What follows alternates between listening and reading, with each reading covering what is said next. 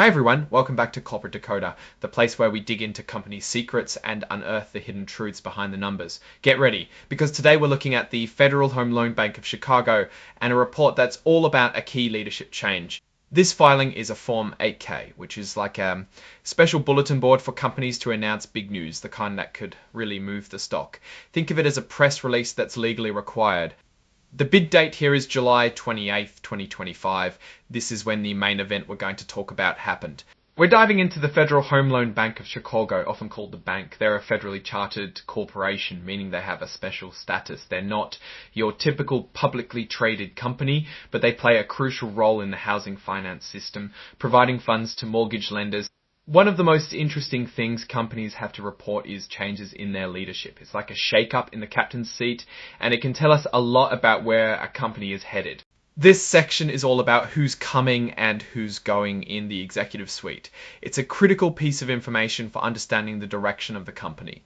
So here's the backstory. Back in February of 2025, the Executive Vice President and Chief Information Officer, Samuel J. Nicita, let the bank know he was planning to retire. He hadn't set a firm date yet, but the wheels were in motion for him to step down. This was even mentioned in their big annual report for 2024. Now, fast forward to July 28th, 2025. This is the key date because that's when the bank welcomed Kevin Solschenberger. He's stepping into the same very important role as Mr. Nicita, as the new Executive Vice President and Chief Information Officer. This is a significant change, as the CIO is responsible for all the technology and information systems that keep a company running, especially a financial institution like this. But it's not a clean break. To make sure everything goes smoothly, Mr. Nicita isn't just walking out the door. He's going to stick around in a special advisor role. This is a pretty common practice when a key executive leaves, especially in a technical role like CIO. It helps the new person get up to speed without missing a beat, and it retains valuable knowledge within the company. His retirement is expected sometime in the first quarter of 2026, so there's a transition period where both will be involved. This is a smart move to keep operations stable. And who's signing off on this report, making it official? It's Michael A. Erickson, the President and Chief Executive Officer. His signature, dated August 1st, 2025, confirms that the bank is formally reporting this important leadership change. Looking at this filing, the main story is the passing of the torch for the Chief Information Officer role. This is a big deal for any company, but especially for a financial institution where technology is absolutely critical for security, operations, and customer service. The transition plan with Mr. Nicita staying on as an advisor is a positive sign. It suggests that management is focused on continuity and minimizing disruption. What does this mean for the Federal Home Loan Bank of Chicago? Well, bringing in a new CIO is an opportunity to inject fresh ideas and strategies into their technology infrastructure.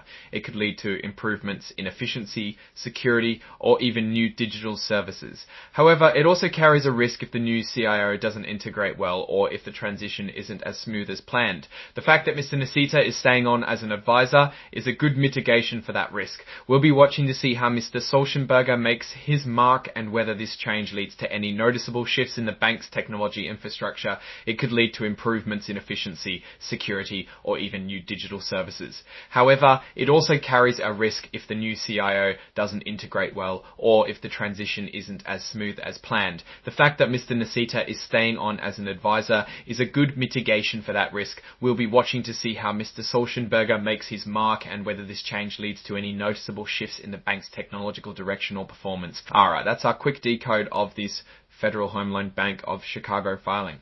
What's your take on leadership changes like this? Do you think they signal big shifts or are they just routine business? Let me know in the comments below. If you found this breakdown helpful, give this video a thumbs up and make sure you're subscribed so you don't miss our next deep dive.